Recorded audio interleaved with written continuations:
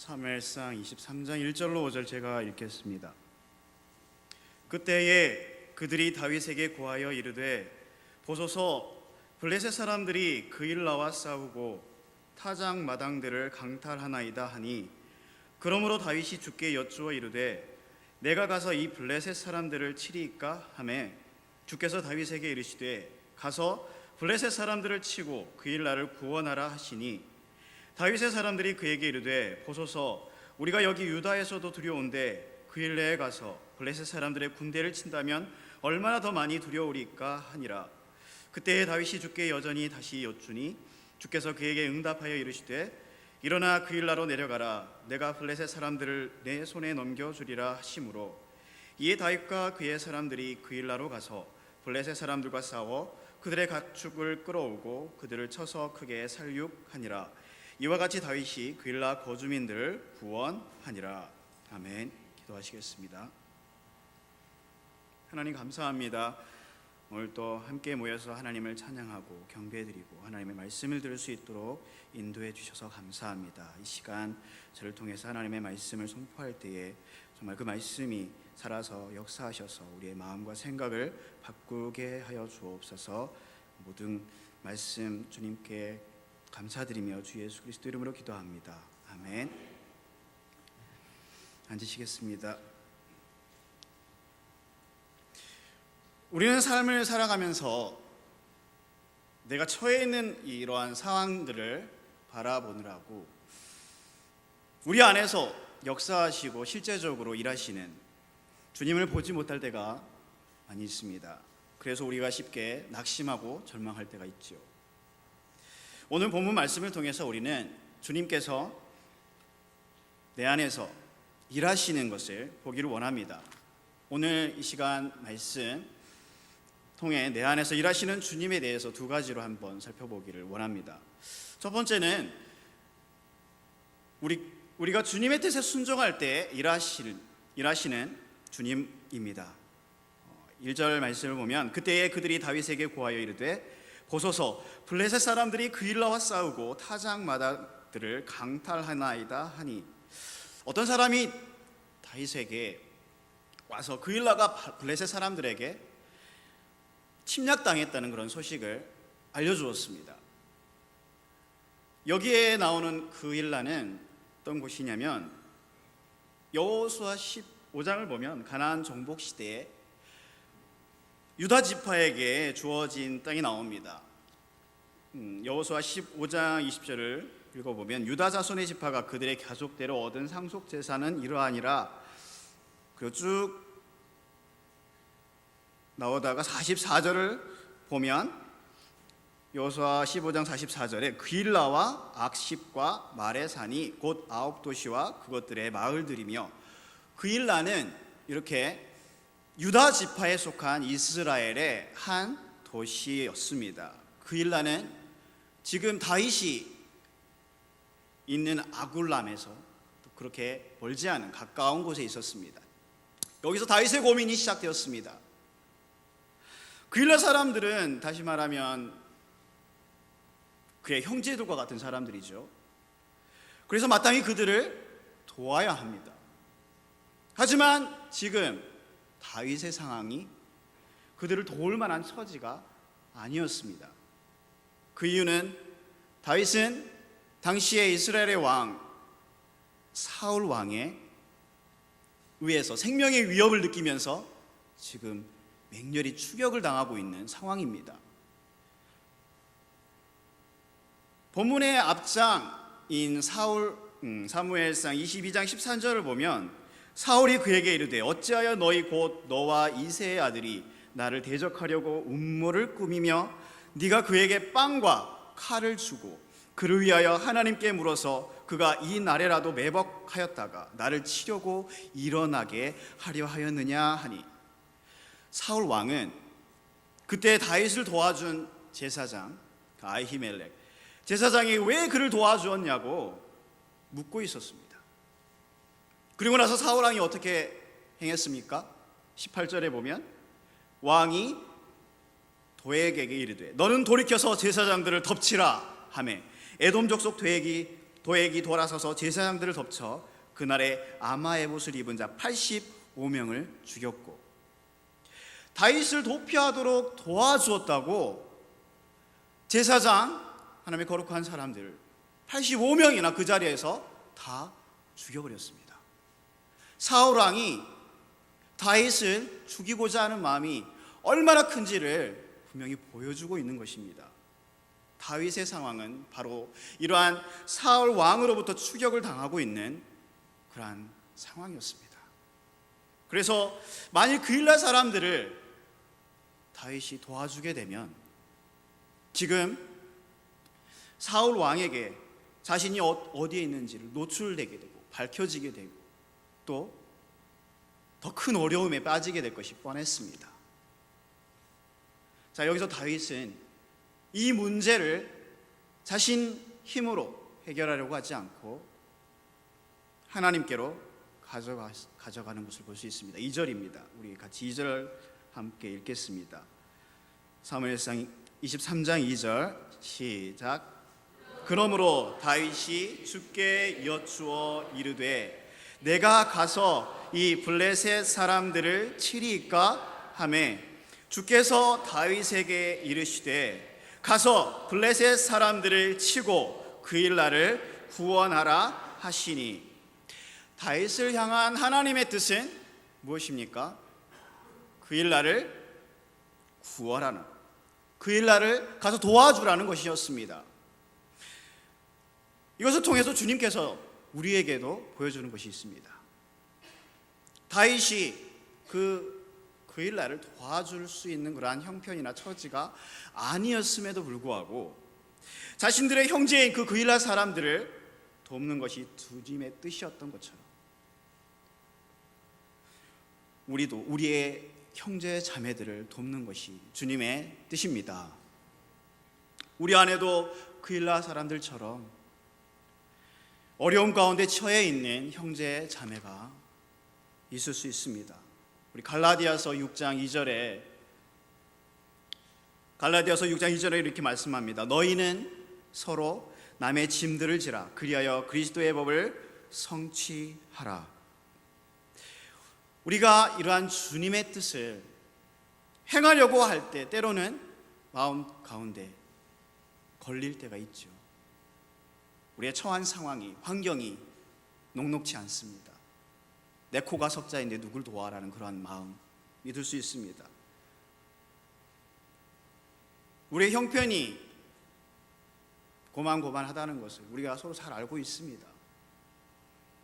풍부하거나 넉넉하지 않은 경제생활, 또 불편한 몸, 또 여러 가지로 부족한 환경들, 이렇게 다윗의 경우처럼 처한 상황이 좋지 못할 수가 있습니다.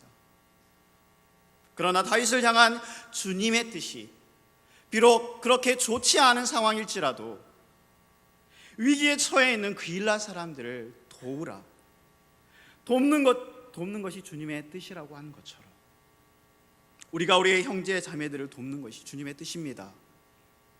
우리의 도움이 비록 작은 것일지라도 단순히 우리가 고면의 말을 하거나 따뜻한 말을 하는 것일 뿐일지라도 혹은 그 사람을 위해서, 그 일을 위해서 기도할 수밖에 없는 것일지라도 어쩌면 그것이 그 사람에겐 더 큰 도움이 될 수도 있지요.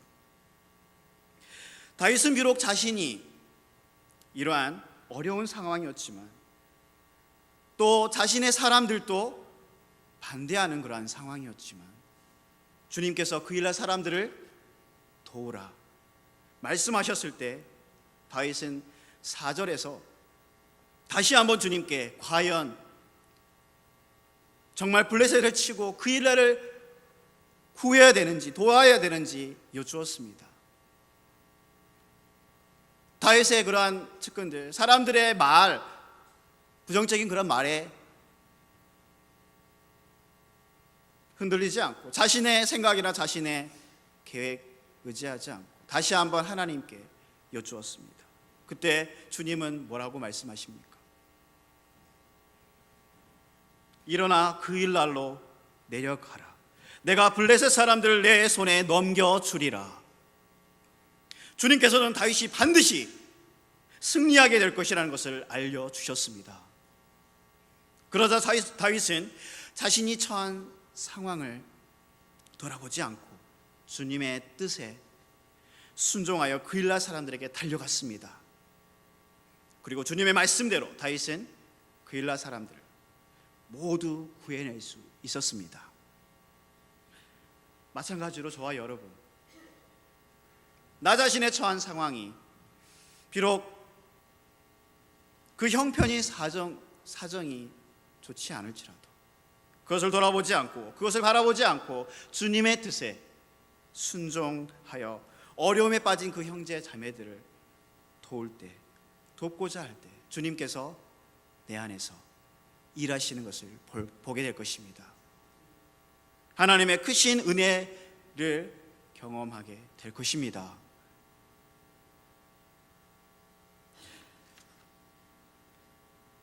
요한일서 4장 20절 21절 말씀, 지난주에 목사님 선포한 말씀 구절인데요. 어떤 사람이 내가 하나님을 사랑하노라 하고 자기 형제를 미워하면 그는 거짓말하는 자니 자기가 본 자기 형제를 사랑하지 아니하는 자가 어찌 자기가 보지 못한 하나님을 사랑할 수 있으리요.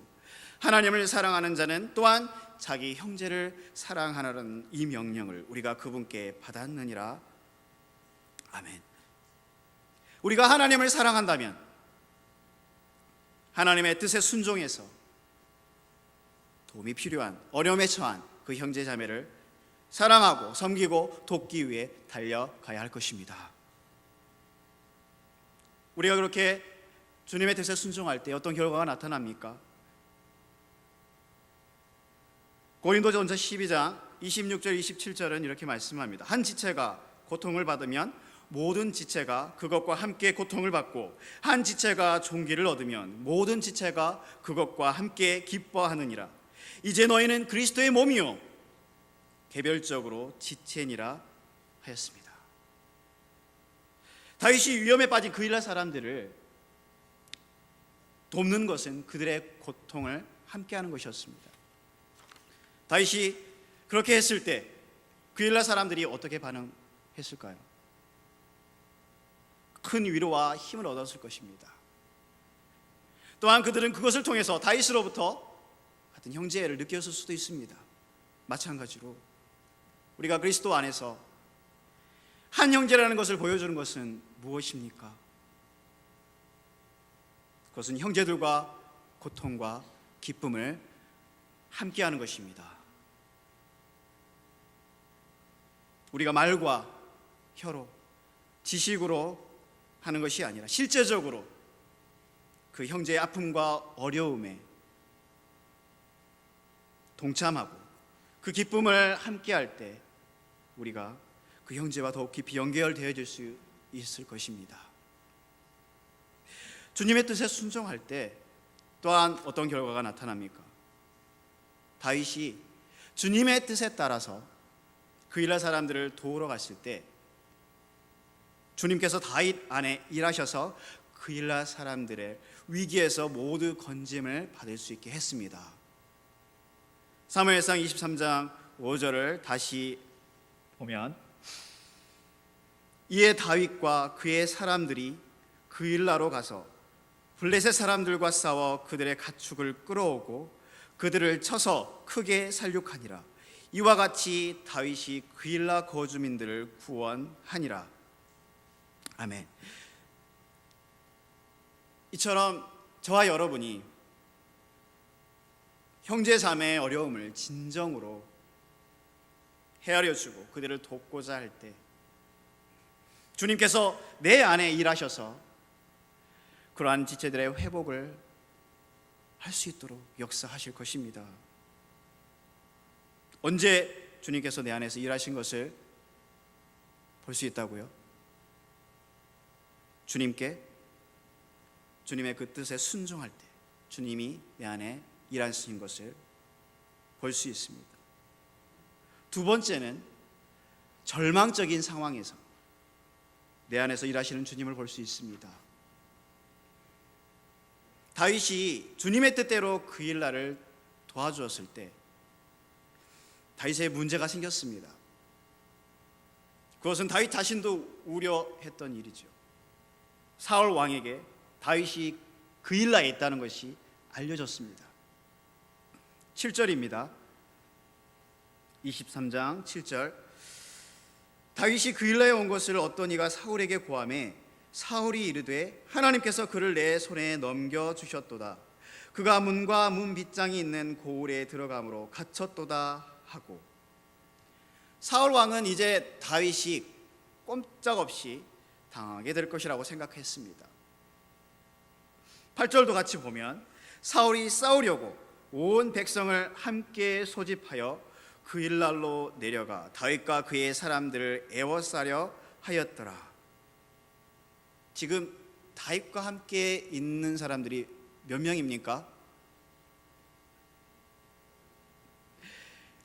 아굴람굴에 모였던 그 다윗의 사람들 400명이었습니다. 아굴람굴에 모였을 때는 400명이었던 다윗의 사람들이 그일라를 구원하였을 때는 더 늘어나서 600명이 되었습니다. 하지만 사울의 군대와 비교했을 때는 그리 많은 수가 아니었습니다. 사울 왕은 자신이 소집할 수 있는 모든 군대를 이끌고 다윗을 잡기 위해 오고 있습니다. 지금까지 주님의 인도하심을 받고 주님을 따라왔던 이 다윗에게 절망적인 상황인 것입니다. 다윗과 함께 있었던 그 600명의 사람들도 다윗을 원망할 수 있는 상황이었습니다. 다윗은 비록 그일라를 떠나서 도피했지만 사울은 계속해서 백성들을 이끌고 다윗을 압박하고 있었습니다. 15절을 한번 보시겠습니다. 사울이 자기 생명을 찾으려고 나온 것을 다윗이 보았으므로 다윗이 십광야에 있는 숲에 있었더라. 십광야에 있는 숲은 안전한 장소가 아니었습니다. 게다가 십광야에 있던 이 사람들이 사울 왕에게 다윗이 어느 곳에 숨어 있는지를 알려주기까지 합니다. 19절과 20절을 보겠습니다. 그때에 10사람들이 기브아에 이르러 사울에게 나와 이르되 다윗이 우리와 함께 여시몬 남쪽에 있는 하길라산 숲에 요새 숨지 아니하나이까. 그러한즉 오 왕이여 이제 왕의 혼이 내려오기를 전적으로 원하시는 대로 내려오소서. 그를 왕의 손에 넘겨주는 것이 우리의 몫이 되리이다 하매. 다윗의 상황은 시간이 갈수록 더 악화되어 가고 있었습니다. 절망적인 상황으로 치닫고 있었습니다. 26절에는 다윗이 이 편으로 가매 다윗과 그의 사람들은 산 저편으로 갔더라. 다윗이 사울을 두려워하여 급히 피하려 하였으니 이는 사울과 그의 사람들이 사방에서 다윗과 그의 사람들을 애워싸고 그들을 잡으려 하였기 때문이더라. 사울 왕의 그 군대가 다윗을 사방에서 애워싸고 있었습니다. 완전히 포위돼서 꼼짝없이 이제 죽을 날만 기다리고 있는 상황이었습니다.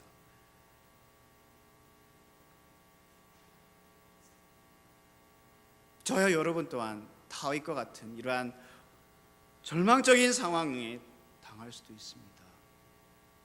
사방에서 모든 것이 나를 대적하는, 아무도 나를 도와주지 않고 도무지 되는 일이 없는 것 같고 앞이 전혀 보이지 않아서 꽉 막힌 그러한 상황, 이럴 때 패배의식에 젖어서 지금까지 주님을 따라 걸어온 길을 포기하고 싶고 절망하는 상태에 이를 수 있습니다. 그런데 이때가 바로 사탄이 바라는 때입니다. 우리 자신의 연약함, 우리의 상황의 그러한 어려움만을 바라보다가 패배의식에 빠져서 주님을 따르는 것을 포기하는 것을 사탄이 원합니다. 그리고 그렇게 만드는 것입니다. 하지만 상황이나 우리 자신을 보지 말고 우리 안에서 일하시는 주님을 보기 원합니다. 빌립보서 1장 6절 함께 읽어보겠습니다. 빌립보서 1장 6절입니다.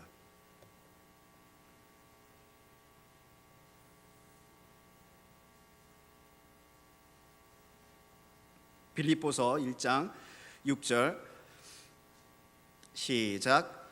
너희 안에서 선한 일을 시작하신 분께서 예수 그리스도의 날까지 그 일을 이루실 것 바로 이것을 확신하노라. 하나님께서 우리 안에서 선한 일을 시작하셨고 예수 그리스도의 날까지 그 일을 이루신다고 말씀합니다. 빌립보서 2장 13절에도 보면 너희 안에서 일하사 자기가 참으로 기뻐하는 것을 원하게도 하시고 행하게도 하시는 분은 하나님이시니라. 여기서도 하나님께서 우리에서 일하고 계신다고 말씀합니다. 주님께서는 보이지 아니하시고 아무것도 안 하고 계시는 것처럼 느껴지지만 우리 주님께서는 일하고 계십니다. 우리 안에서 일하시는 그 주님은 어떤 분이십니까? 우리는 연약하고 우리는 늘 실패만 하는 사람들이지만 우리 주님은, 우리 안에서 일하시는 그 주님은 강하신 분이십니다. 언제나 승리하시는 분이십니다. 고린도전서 15장 57절에는 그러나 우리 주 예수 그리스도를 통하여 우리에게 승리를 주시는 하나님께 감사하노라. 하나님께서 우리 주 예수 그리스도를 통하여 우리에게 승리를 주신다고 말씀합니다. 고린도후서 2장 14절에도 항상 우리를 그리스도 안에서 승리하게 하시고 우리를 통해 모든 곳에서 그분을 아는 냄새를 풍기게 하는 하나님께 이제 감사하노라. 지금 이러한 고백을 하고 있는 사도 바울의 상황은 평화롭고 여유로운 상황이 아니었습니다.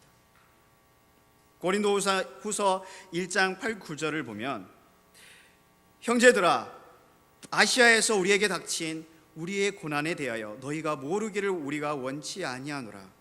우리가 힘에 겹도록 한량없이 눌려 심지어 생명까지도 단념하고 우리 속에 죽음의 선고를 받았으니 이것은 우리가 우리 자신을 신뢰하지 아니하고 죽은 자들을 일으키시는 하나님을 신뢰하게 하려 함이라 하였습니다. 바울은 자신에게 닥치는 고난으로 인해서 힘에 겹도록 마음이 눌렸고 또 심지어 생명까지도 단념할 정도의 그러한 위기의 상황이었습니다. 여기서 이제 끝이구나, 그러한 상황이었습니다. 하지만 하나님은 우리가 결코 패배당하게 하시는 분이 아니십니다. 반드시 승리하게 하시는 분이십니다. 고린도후서 2장 14절의 그 말씀, 항상 우리를 그리스도 안에서 승리하게 하신다. 바울의 상황이 절망적이지만 자신 안에 살아계시는 그 주님의 승리를 확신하고 그것으로 주님께 감사드리고 있는 그 바울을 보게 됩니다.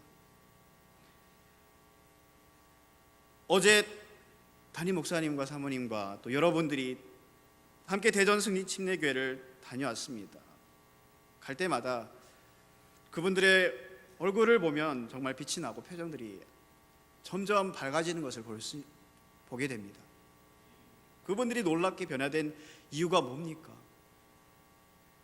그분들이 여전히 과거의 그러한 고통과 아픔, 그리고 지금도 현재 진행형인 경제적인 어려운 그런 상황을 바라보고 낙심하거나 절망에 있는 것이 아니라, 의기소침해 있는 것이 아니라 매달 담임 목사님을 통해서 말씀을 통하여서 위로와 권면과 도전을 받고 일어섰습니다.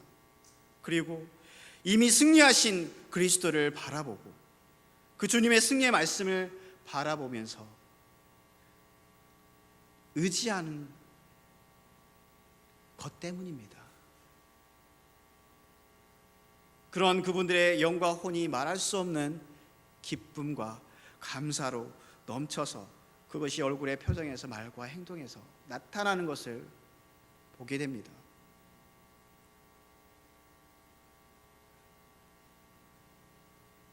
저와 여러분도 지금까지도 그러한 승리의 삶을 살아오셨지만 계속해서 마찬가지로 주님의 승리를 믿고 어떠한 상황 가운데서도 절망하거나 낙심하거나 패배의식에 빠지지 않기를 원합니다. 오직 승리하신 주님을 믿고 잠잠히 주님의 바라보면서 살아갈 때 주님께서 매일매일 우리의 삶 가운데서 승리를 주시고 기쁨과 감사가 넘치게 하실 것을 경험하는 저와 여러분이 되기를 원합니다.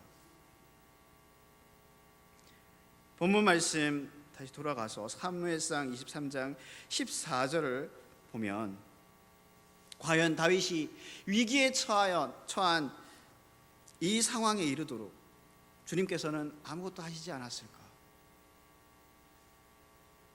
아닙니다. 주님은 단 한순간도 다윗을 놓치지 않았습니다. 그를 위해서 일하고 계셨습니다. 14절입니다. 다윗이 광야에서 강한 요새에 머물렀고 또 십광야에 있는 산에 거하였으므로 사울이 날마다 그를 찾았으나 하나님께서 다윗을 그의 손에 넘겨주지 아니하시니라. 사울이 수많은 군대를 풀어서 다윗을 날마다 찾아다녔습니다. 사울이 다윗을 잡을 듯 말 듯 하였으나 하나님께서 다윗을 그의 손에 넘겨주지 않았습니다. 하나님은 보이지 아니하십니다. 그분의 일하심을 눈으로 볼 수도 없습니다. 그러나 성령님께서 말씀을 통해서 하나님께서 다윗을 사울의 손에 넘겨주지 아니하셨음을 보여주십니다. 16절을 보면 사울의 아들 요나단이 일어나 숲에 들어가서 다윗에게 이르러 하나님 안에서 그의 손을 강하게 하였으며 또 그가 그에게 말하기를 두려워하지 말라. 내 아버지 사울의 손이 너를 찾지 못하리라. 너는 이스라엘을 다스릴 왕이 되고 나는 네 다음이 되리니 그것을 내 아버지 사울도 아시느니라 하니라. 친구 요나단이 다윗에게 왔습니다. 그리고 그는 하나님 안에서 그의 손을 강하게 하였습니다. 다윗은 마음이 많이 약해진 상태였죠. 사울 왕에 대한 두려움 가운데 있었습니다. 그럴 때 사랑하는 친구 요나단이 찾아왔습니다. 요나단을 보내는 분은 누구십니까? 하나님이십니다. 하나님께서 요나단을 통해서 다윗에게 말씀하시고 그에게 용기를 북돋아 주었습니다. 이처럼 하나님께서는 가만히 계시는 것이 아니라 단 한순간도 다윗을 놓치지 않고 계셨습니다. 매 순간마다 일하셔서 다윗을 격려하고 그를 지켜주셨습니다.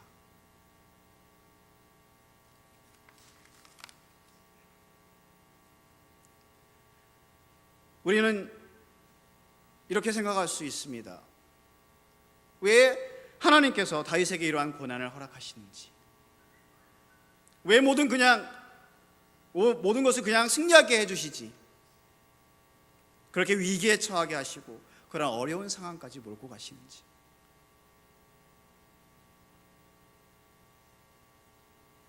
그 이유가 뭡니까? 그가 그러한 고난을 통해서 주님을 더욱 의지하게 하려 하심인 것입니다.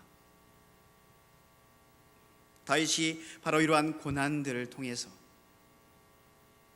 살아계신 하나님을 실제적으로 경험하고 그분을 의지하는 법을 배우게 되었습니다. 마찬가지로 하나님께서는 우리에게도 우리의 믿음을 위해 고난을 허락하실 때가 있습니다. 고린도전서 10장 13절의 말씀, 고린도전서 10장 13절의 말씀 함께 보시겠습니다.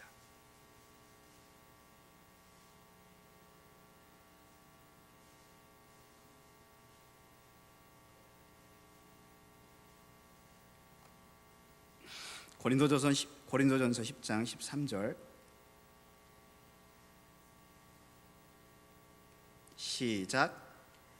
사람에게 공통적으로 있는 시험 외에는 너희가 어떤 시험도 당하지 아니하였나니 하나님은 신실하사 너희가 감당할 수 있는 것 이상으로 시험 당하는 것을 너희에게 허락하지 아니하시고 또한 그 시험과 함께 피할 길을 내사 너희가 능히 그것을 감당하게 하시느니라. 아멘. 하나님께서는 우리의 믿음을 위해 시험을 허락하시지만 우리에게 신실하신 분으로서 우리가 감당할 수 있는 것 그 이상의 것은 허락지 아니하십니다. 그리고 반드시 피할 길을 내셔서 능히 감당하게 하시는 분이십니다.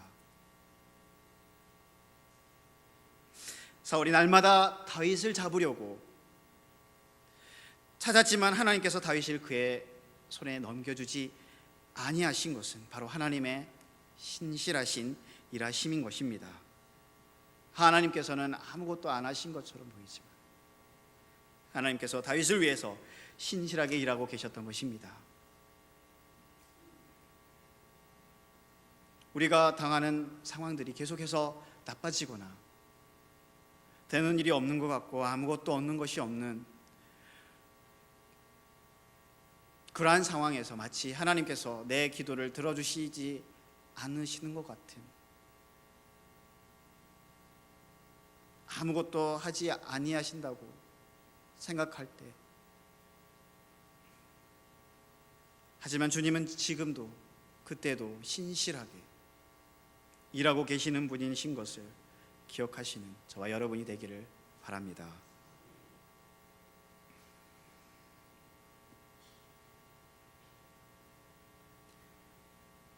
사무엘상 23장 몇 구절을 더 보면 26절을 보겠습니다. 사울이 산 이편으로 가매 다윗과 그의 사람들은 산 저편으로 갔더라. 다윗이 사울을 두려워하여 급히 피하려 하였으니 이는 사울과 그의 사람들이 사방에서 다윗과 그의 사람들을 에워싸고 그들을 잡으려 하였기 때문이더라. 지금 사울이 다윗을 에워싸고, 다윗은 완전히 도간에 든 쥐였습니다. 모든 것이 끝나 보였고 완전히 패배당한 것 같아 보였습니다. 하지만 주님은 결코 실패하지 않으시는 분이시죠.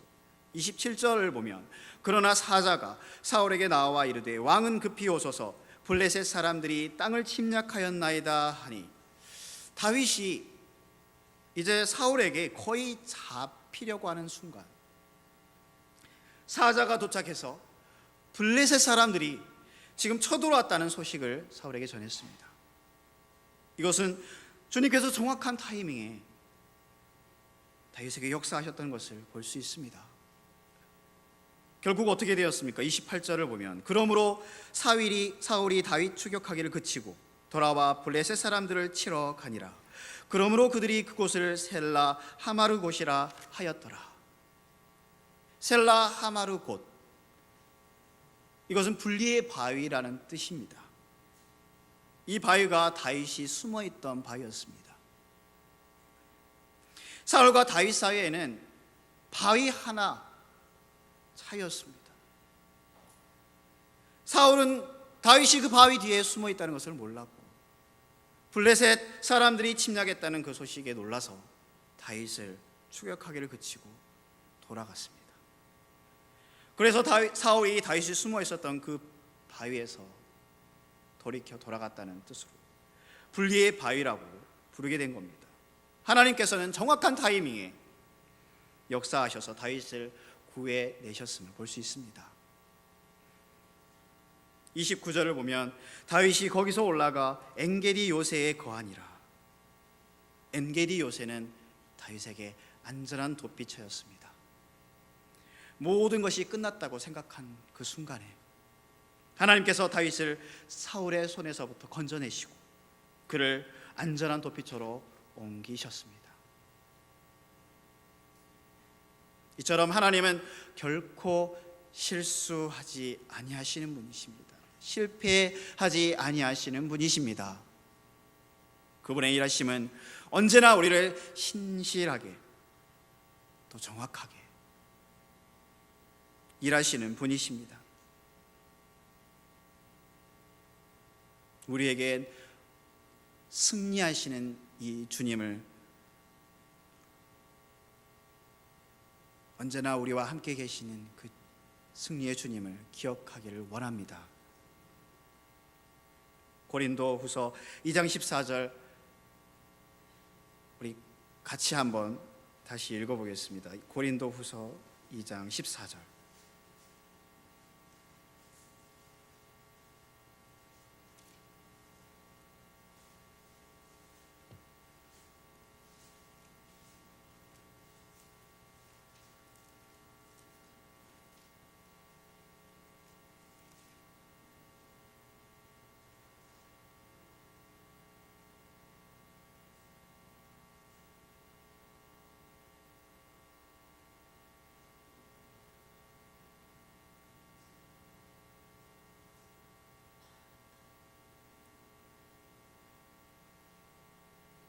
같이 읽겠습니다. 시작.